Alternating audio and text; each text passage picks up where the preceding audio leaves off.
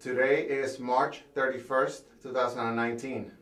My name is Omar Rodriguez Ortiz, and I'm interviewing Eduardo Canales for the Voces Oral History Project. We're sitting in Corpus Christi, Texas. Mr. Canales, thank you for sharing your perspective with us. As we have already explained, your interview will be housed in the Nettie Lee Benson Latin American collection. Please know that if there is anything you do not wish to talk about, you do not have to. And if there is anything you do want to talk about, you feel free to interject. Okay? That's fine. All right. Thank perfect. You're welcome. Tell me about growing up in Corpus, and what was the demographic of Corpus back then? Well, I mean, I think it's a mixed combination of where I grew up, you know, let's say the first early years of my life. Born here in Corpus, but basically living in rural border community. I think my mother didn't want to have a risky pregnancy or delivery, so she came into Corpus and I was delivered here. But we lived in Salineño, Texas, you know, right on the border. And so up till I would think 3 or 4 years old, I was in that setting. And then from there, we moved to Chicago area. That's another weird setting, you know, in terms of snow, you know, the environment, rail yards, you know, railroads all over where we were at, and the mix, you know, mixing in with the black community. So then we come back down and, you know, in the same setting with, you know, right on the border. And then eventually, I think it was when I was 5 or 6, we moved into Corpus. Okay.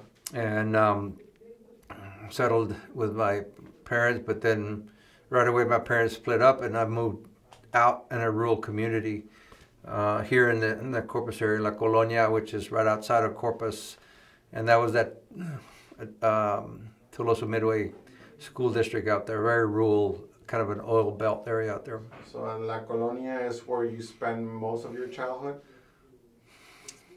No, and again, I guess I would say the environment and on the border town is where I've been most of. Then coming into Corpus from, I didn't have indoor plumbing until I was 12, so that kind of says it all. And what was the demographic in Salineño back then? Puro mexicano, pura raza, Mexican American, you know, mexicano. Okay. Were there any farm workers, families, original, you know, it's just migrant community. And were there any Mexican Americans in position of authority in the town or the school board or anything like that?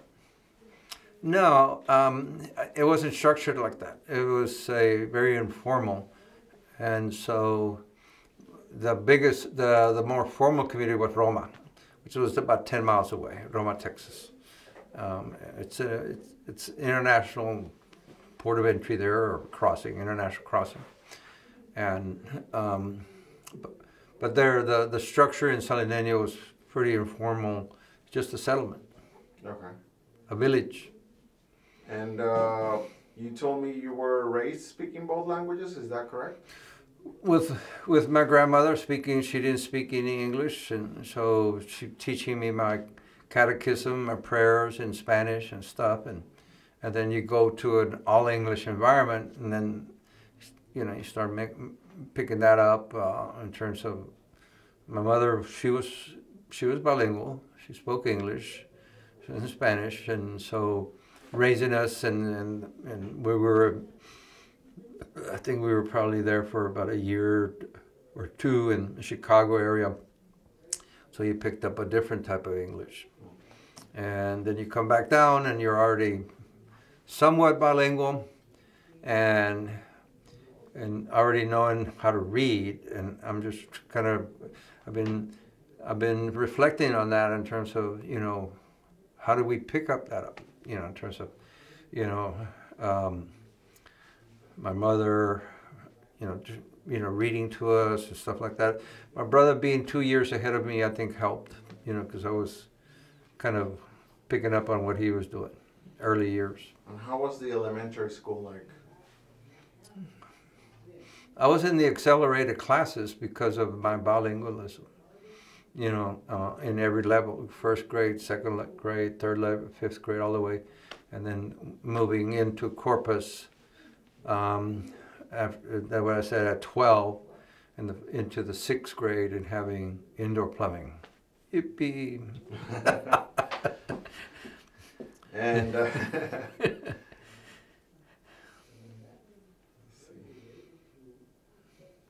and in those schools, especially elementary and middle school, were kids allowed to speak Spanish? Yeah, either some of the kids in that Colonia, which is kind of outside of, called Clarkwood, Texas. It was a mix. There were some definitely English-speaking people, but some also monolingual Spanish. So I think it was kind of a very mixed situation. It was just one long street, no ditches, no sewage, no drainage, no nothing. But it was I think it was mostly I'm trying to remember our catechism there in that Colonia with the sisters where they set up shop. I think it was all in English. And were the kids punished if they spoke Spanish in school? Was it that kind of school? I think the Tolosa Midway was definitely, in and itself, it was segregated. I think the Colonia environment from us into the school, I think, was the one Mexican element or Mexican-American element. You could feel the racism, in terms of the environment there. Were there any Latino teachers? No, not that I can remember. No. Miss Sellers, Miss Johnson, Miss Yates, I can't remember my fourth. Miss Hubbard, no. And were they all Anglo-American? Yes. Okay. How did that make you feel? Did you ever thought about that? Being mostly Mexican-American students, but having all white teachers, did that affected you personally? No, I mean the class, they were mostly Anglo, so we were a minority. It wasn't a dominant Mexican population in that school district, especially the one that we went to from the first grade till the fifth grade, right? So that experience is in that district is mostly Anglo. And what district was it? Tolosa Midway School District. Okay. Before we came into the Corpus Christi in school district. Okay. And growing up, was there any person that influenced you, that made a big impact on you, maybe a teacher or a religious leader?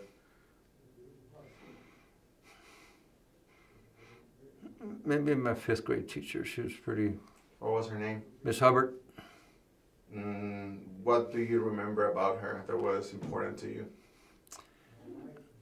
Well, again, I think we were very, it was the accelerated class of the fifth grade.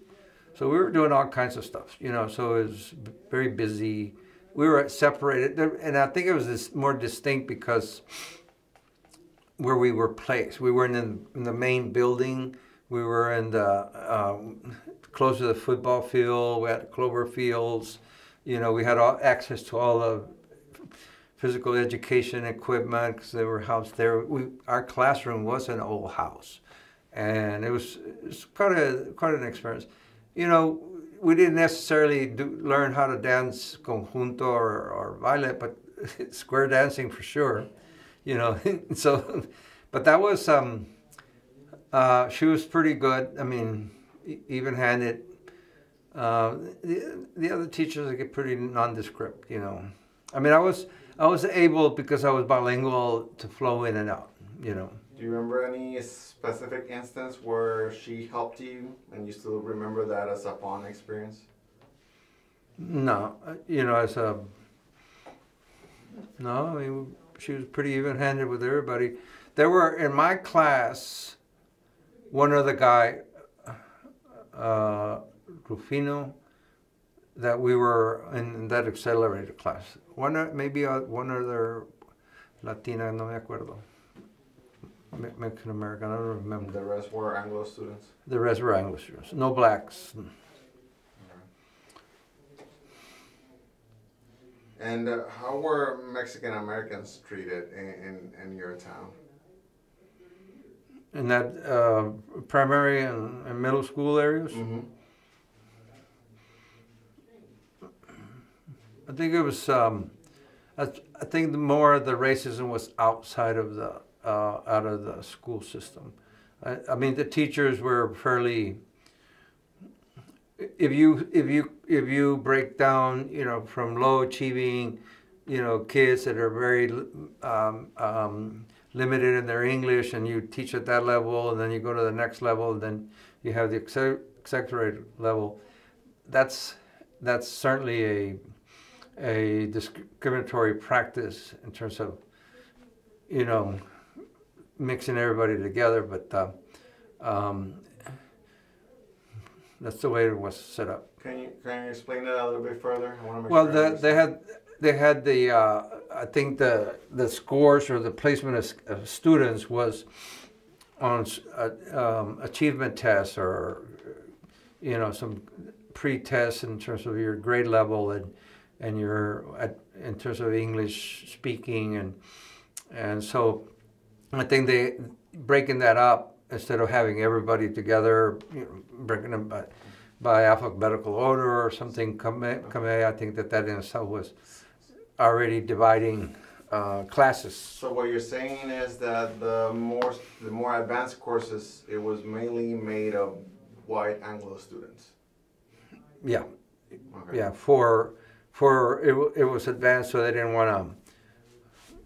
People were weeded out, and you got to the advanced accelerated class, then that they taught you to that level. Okay. And let's talk now about higher education. What did your parents think about going to college? All very encouraging and positive. You know, get in there, do what you need to do. Was it important to them, and how important was it to them that you go to college? It was very important to them. You know, to the point that, you know, I mean, when you leave at 19, the house at 19 or 18, and parents don't, or you encourage you have to do what you have to do. You know, and it seemed to be already a developing culture in our whole extended family. Do you remember if they had any specific phrase or saying or anything they said? Estudia, you know, tienes que ir a la escuela, estudia, you know, that's basically. Mm-hmm. Did you have a counselor in high school that guided you through the college application process? No. I think the counselor that I was assigned to was already wanting to, you know, put you into the menial jobs, like, for instance, you know, qualifying for an NYC job, you know. And I think this is my mom making sure that, you know, if it's a program that's available, then, but they want to put you in as cafeteria help, you know, to slop the plates and whatever. I said, I can do something else. So, audiovisual, I can do that. So that's, you know, in terms of already trying to pigeonhole you in some levels, you know, was evident.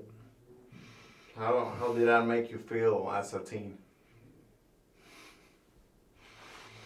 No, I mean, it made you, you know, see the different, how the different treatment was. I mean, wasn't privy to everybody, but having to request, you know, something different instead of being just categorized and discriminated in that way. You know, hey, I can work over there in audiovisual, you know, my hours and stuff like that. So set up movies for the other classes.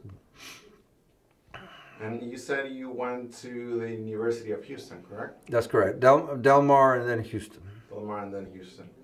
Why didn't you go to a school in Corpus? Why did you choose Houston instead? I think that's the only school that I really applied for in terms of transferring. You know, I had a couple of friends. I had one friend in particular that encouraged me. He said, you know, come on. And so I applied, and I think he had gotten there a semester before I did and pretty well adapted. And so I moved in. When I moved in to where he was. And so it was the only, I don't know why I didn't think of Kingsville or, you know, or Corpus Christi University over here. I just wanted to leave town, I guess. It wasn't a deliberate thing in that respect. It was just thinking about the big city and the big city that I knew. And just having some friends there, so I didn't really consider. And I don't know if Houston, if I knew I was going to go to Houston because they may have, I think they just got to complete open enrollment. I think you still had to be, you know, it wasn't just that automatic you're getting it. And what was your major in Houston? Political science. Political science. And in Del Mar as well? No, I think in Del Mar I started out as pre-engineering or something like that, and then I quickly learned that's not the direction I wanted to go. So, what was the University of Houston like, especially for a Mexican American at that point?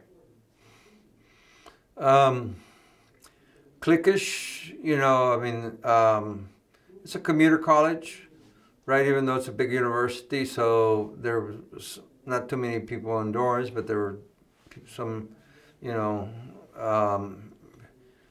but more so it's kind of mixed. I mean, Mexican American, Latinos, blacks, and whites, you know, so it's kind of you were getting to see diversity, but not a whole lot of blacks, but they were there. And then there was, you know, Mexican American professors. You know, this is coming up in terms of Black studies and Chicano studies and, you know, Chicano movement. So you're starting to see those things on campus. Well, what would you say was the big issues that you encounter or that you noticed at the University of Houston that needed to be addressed?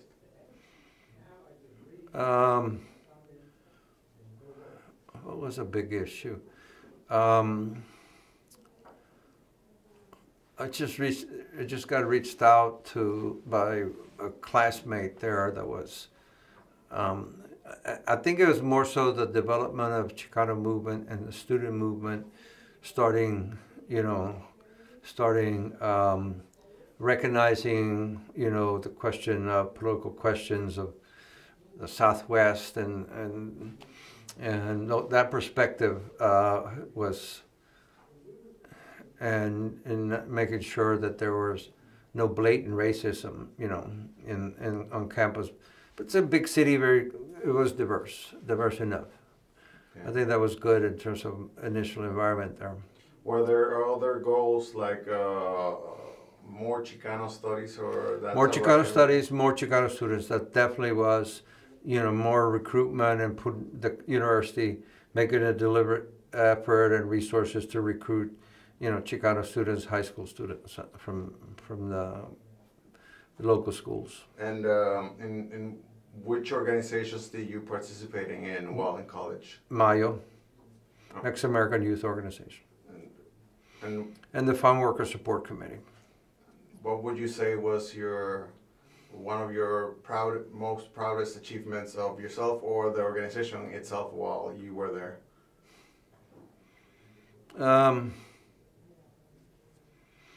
I think the formation of Mayo was an achievement. the political awareness developed there, and then also the inroads of the Raza Unida party, the political party, the independence of it, in terms of the colonizer, the colonized, that type of perspective, and Chicano liberation to some degree. The nationalism, even though it was, you know, not just straight nationalism, was a pretty socialist platform.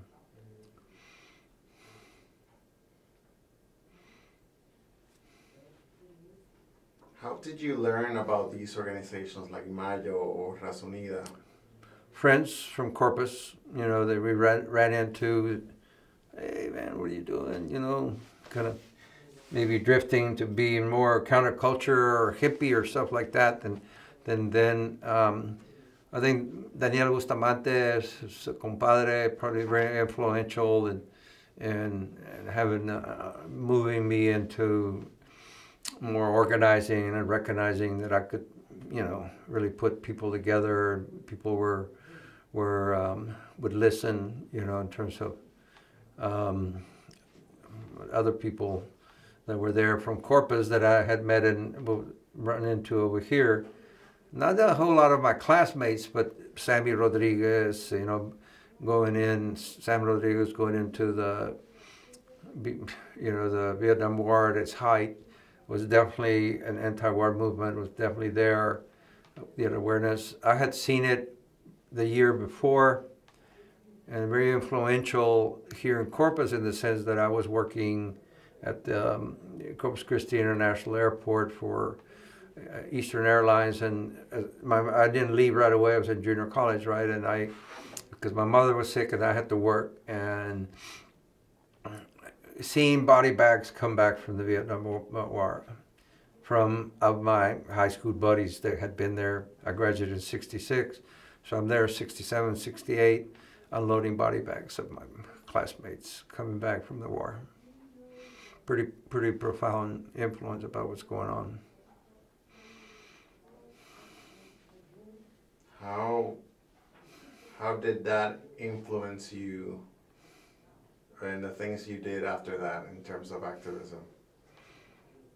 Well, it certainly did open eyes, and then, you know, the bigger scheme of the anti-war movement in this country and the contradictions in terms of, you know, minorities being on the front lines and being over there and being the cannon fodder for 58,000, you know, American troops getting killed over there, and it was a political propaganda war, you know, and maintaining, you know, militarism and, you know, and the industrial, you know, aspects of this country's, you know, and so, and how the history of it and just colonialism and stuff like that. So it was, when I left, right before I left Corpus, you know, it was pretty much anti-war, and which was, I mean, in itself is a contradiction because Chicanos are very patriotic. In Mayo or in La Raza Unida, do you remember any specific event or walkout or protest that that you think was important to the Chicano movement? Well, Ramsey Muniz's campaign, you know, in '72. Can you tell me a little bit about that, please? Yeah, I mean, the process of becoming a legal political party, we had to petition, you know, do the work, the organizing in that respect, and submit a certain number of petitions to get party status. So being involved in that process of where communities or representative communities, whether they're students or barrio people, making a decision to leave the Democratic Party and form a third party, is pretty influential, you know, in terms of where, you know, your political roots are from, and the independence of it and the contradiction of a two-party system. So clearly, getting status and getting the required, above the required number to maintain party status, I think it was significant in the history of the state. And we were part of it. And do you remember any specific event or protest that you participated in that marked you in some way? The Nationalism Convention, the human rights, the farm worker march for human rights to D.C. with the Texas Farm Workers Union. Can you tell me a little bit about that experience when you were there? The national battle and the national effort of farm workers to organize in this country was all focused on Cesar Chavez in California and the lettuce boycott, the grape boycott and stuff like that. And so, ¿y Texas qué? Right? So it doesn't remain, farm workers don't remain dormant when they're being exploited. So the awakening of that aspect of it and organizing in Texas spearheaded a lot of movement. And, so Onion Strike that I participated in, building that support, the getting party status, national convention of the state convention of the political party. 1977 is a major immigration conference in San Antonio that deals with the coming of the continued kind of repressive nature of how to deal with immigration. So in that context, who else besides Chicanos are going to defend Mexicanos? And so I think that those things are certainly events that are an awakening in terms of my own political being, right, and other people, in terms of their political activism. And how and when did you become aware of the educational disparities in South Texas? When did you say, okay, this is not right. This is definitely not right? Well, that's pretty easy. With my parents, and my grandparents, and doing agricultural work and knowing when you're involved in trying to make money at picking 100 pounds that pays $1.25, and the disparity for farm work, right? So that's farm workers, and more than any other group, Mexicans and Latinos have continually over the last 40, 50 years maintained identified with farm labor, and a lot of it has to do in terms of not, whether the African American community or other communities, and the language barrier, you don't need to speak any other language to do farm work, so strike, 1966, La Casita strike in there in Roma. My grandfather, knowing that scene, he taking me to rallies at Partido Nuevo. I'm standing there with my grandfather, as a toddler, and it is a Democratic Party, but the two different sides, right? In that respect, in terms of the elite keeping their working class out, definitely those lines were definite already in terms of class. So, the efforts in Texas were organic. You couldn't stop, even though Cesar Chavez and his efforts in California were not supportive of that, because there was one boycott, lettuce boycott or grape boycott, and leaving Texas on their own, So, but so it's pretty organic, and this is where I'm from. I'm living on the border. I consider myself fronterizo. Growing up in Corpus, I'm part of I also consider myself a beach bum. So. You're right on the beach, But there's two worlds, right? There's in our, and that's the thing about my grandparents. They live a full life in the ranch, at Rancho, and then they move into Corpus, and they live in another full life, So you know, the farm, the labor, you know, rural communities is still you know, very influential in what's going on. But seeing the efforts of the Texas Farm Workers Union and, you know, forming their own independence went along with the independence of the third political party. In terms of my support and my work for those efforts that were needed in the state of Texas. And how aware were you of the South Texas Border Initiative or the lawsuit, you know, LULAC versus Richards? How aware were you that was going on and with what it meant at that moment? With the what? What it meant at that moment. How aware were you of that was happening and the implications of that process and that lawsuit? Southern Border Initiative? South Texas Border Initiative.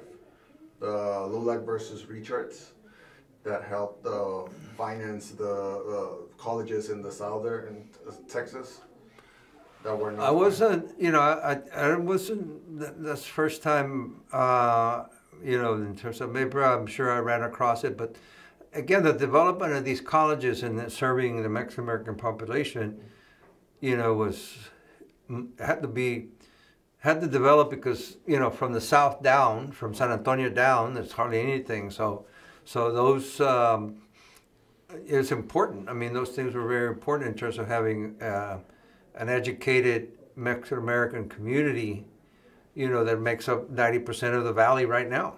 You know, that are of Mexican origin or residents. You know, in terms of, you know, how much of an undocumented population lives in that militarized zone. And why is it important for these areas to have more graduate schools and better quality of education? Well, I mean, again, it's the environment. You know, not everybody can go up north or afford it. You know, the class structure in terms of sending people, your children to the north for education. If it's there, homegrown, it's better. And that environment is better. Why is that? Well, I mean, you're among your own. You know, you're not isolated in colleges that are predominantly white. Okay. And did you hear as an excuse not to fund schools in the South or not to create more schools in the South, did you hear the people saying that the people in the South do not have the academic capability of the people of the North, therefore we shouldn't invest this money? Did you ever hear that in any discourse?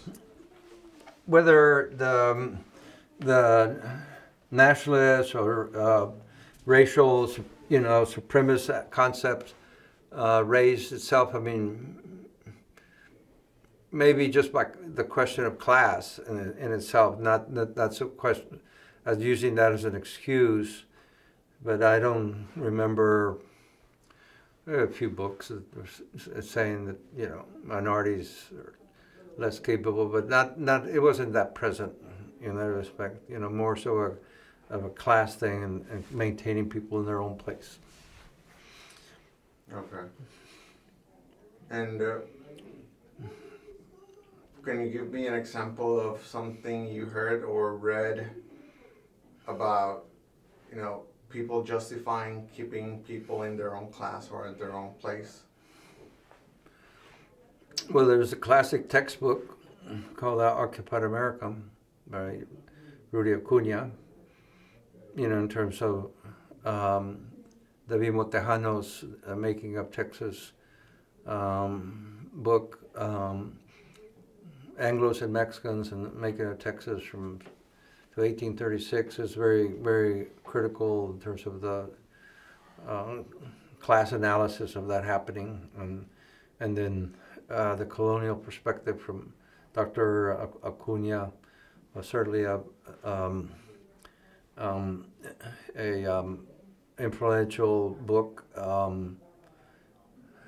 But there's, you know, but you dig more, and you see that the struggle the colonized, still seeking its own self-determination and autonomy within this certain region it's there, but I don't see how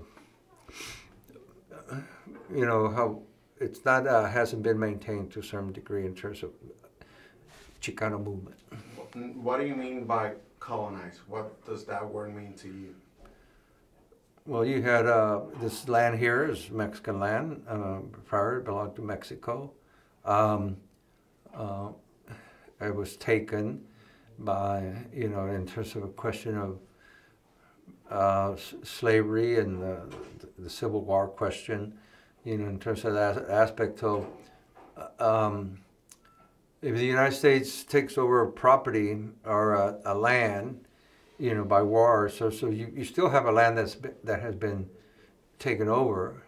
So the question is, you're colonized by, and then there's the colonizers, in terms of that aspect of maintaining a historical perspective of what happened in the Southwest. Why is that important to know that historical perspective? Well, because it does it frames you in terms of your standing, your political standing, your question of dealing with class, dealing with racism, and the nature of all colonizer policies, checkpoints, militarization, walls, troops at the border, all of that, I think it's a historical perspective on the southern border, in terms of,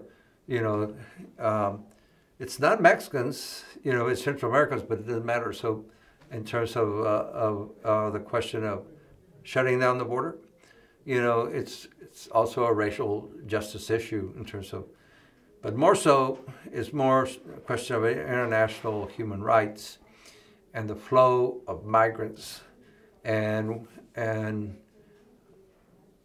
it's always about root causes and what is causing people to leave, right? So I failed to mention to you that I've been the chairperson of the National Network. Oops, did I mess it up? Okay. I think I also need to take a pee break.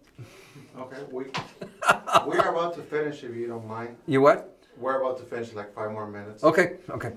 Okay, and tell me, you were saying before we started recording up how your grandmother influenced you to do what you're doing today. My grandmother was an organizer. She kept tabs of the community in terms of very religious, very devoted person, very educated in terms of arts and crafts and sewing and stuff that she could do and knit and stuff. Her father had left her a dowry, so she was not she was a small, very petite woman, but she was always, in that little town, that little village, Salineño, knocking on doors, and keep getting people organized. My biggest pleasure is knocking on doors. That I do, in terms of organizing, union organizing, community organizing, political organizing, and stuff like that. So it's very clear in terms of, being able to, not be afraid of knocking on the door and talking with people, that one-on-one contact. So she built churches. The church will, she had always had an effort. She'd go around.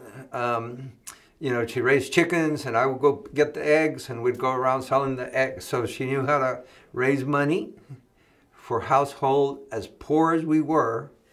That's the nature that she kind of, embedded in me in terms of how influential she was. What was her name? Her name was Francisca, Mama Panchita. And her last name? Ramos. Vera, what was her? Francisca Canales Vera. So she came from another Canales branch, and that's why we're all Ramos. It's a joke. I got it. Okay.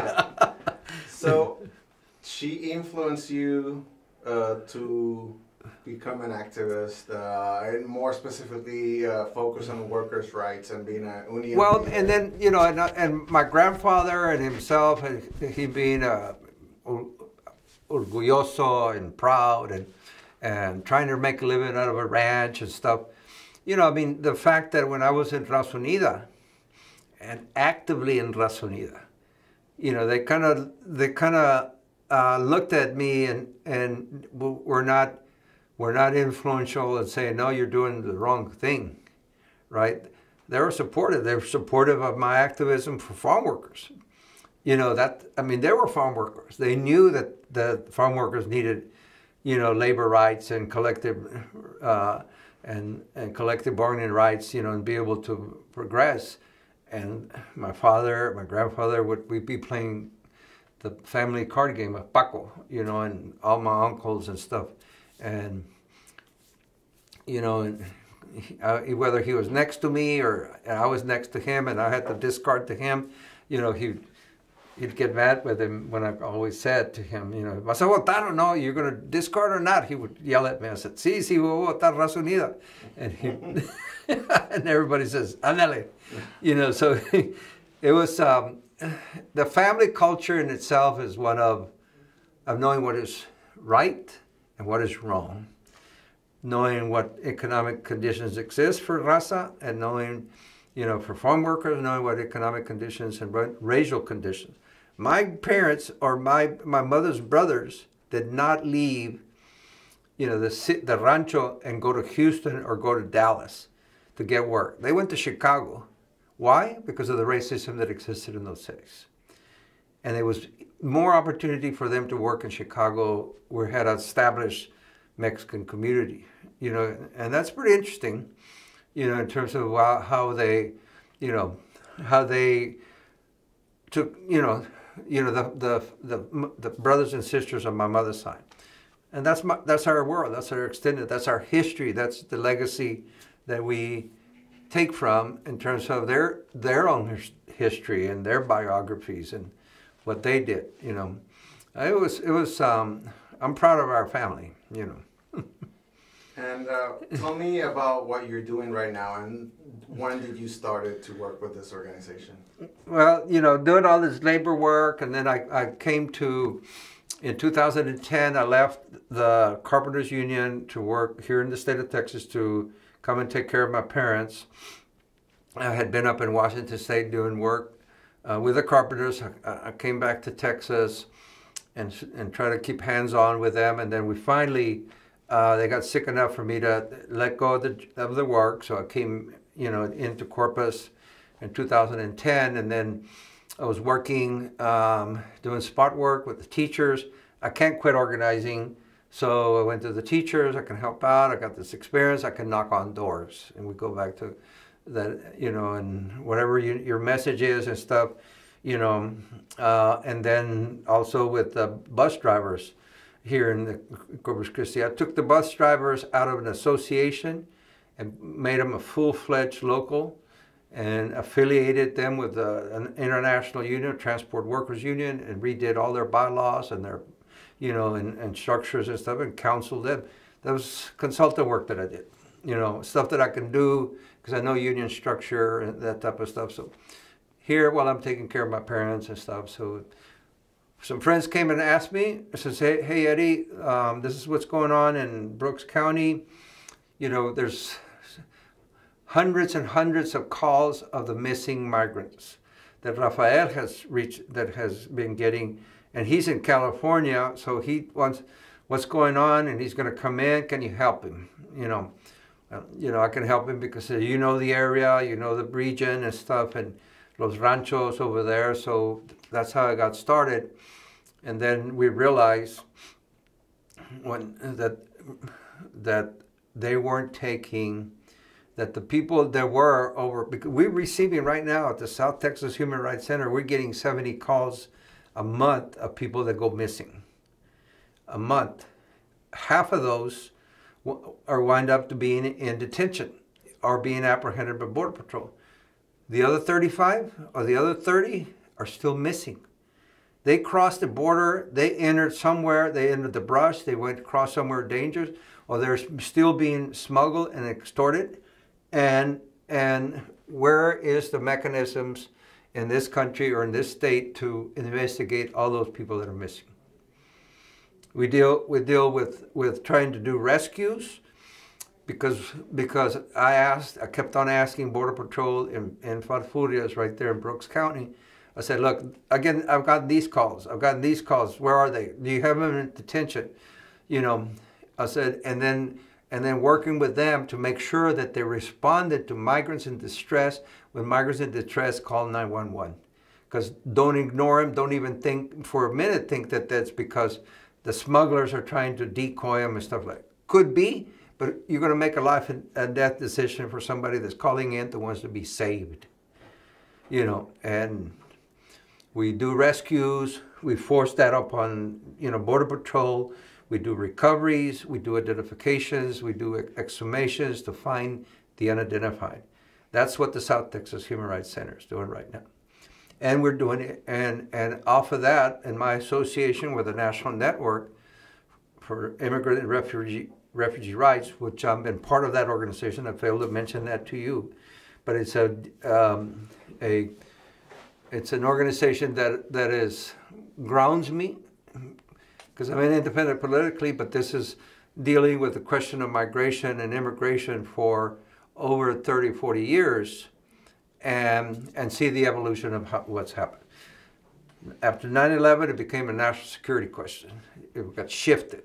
You have the Department of Homeland Security. You have the ICE. You know how it's moved over.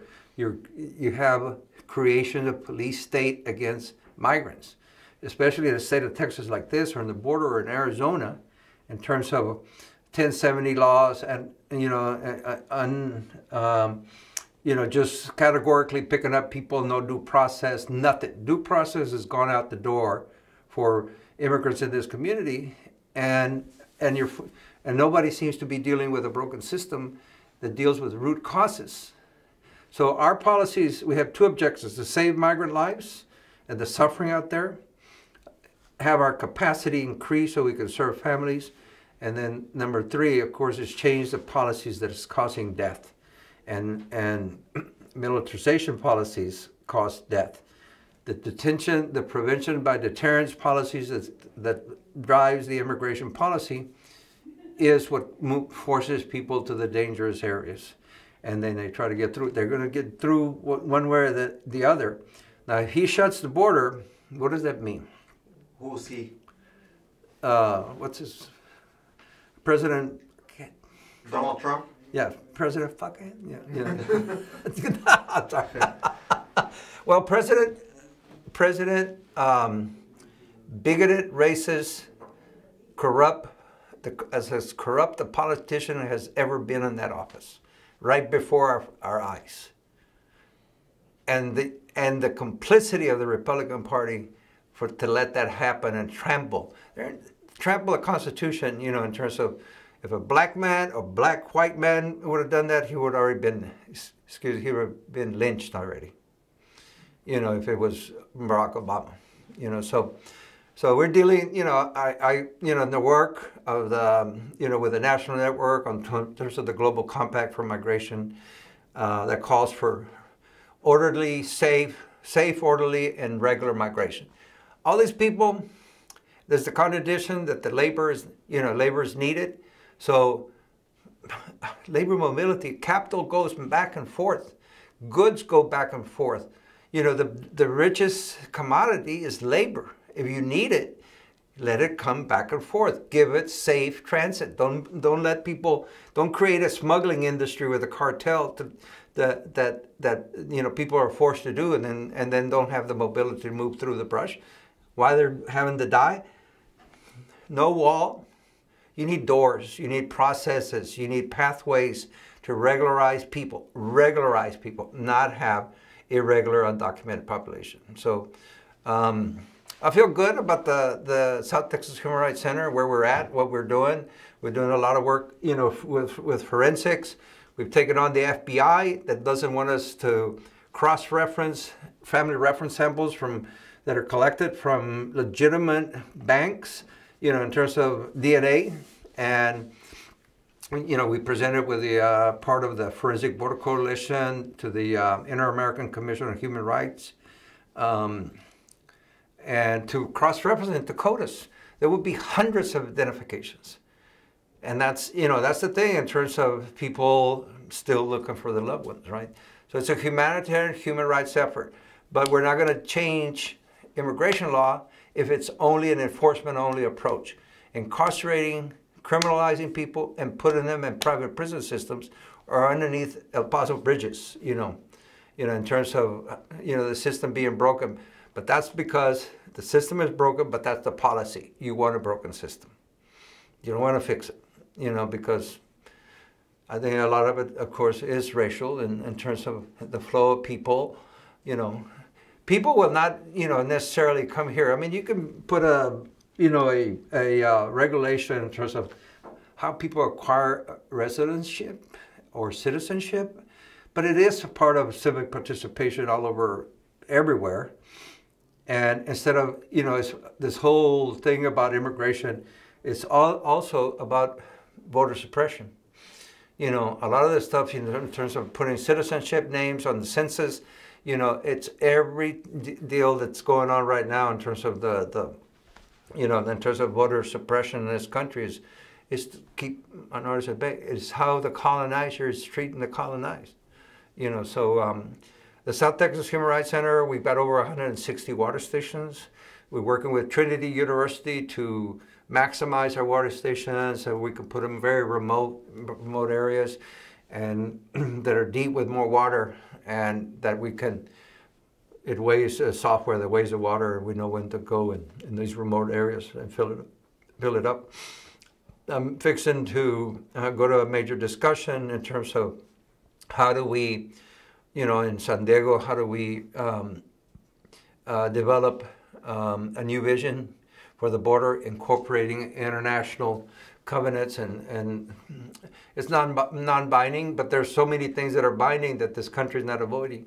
The number one thing that this country, which is cowardly to detain children, is and not sign on to the protection of children, you know, a UN covenant and UN international, you know, that all the countries in the world have signed on.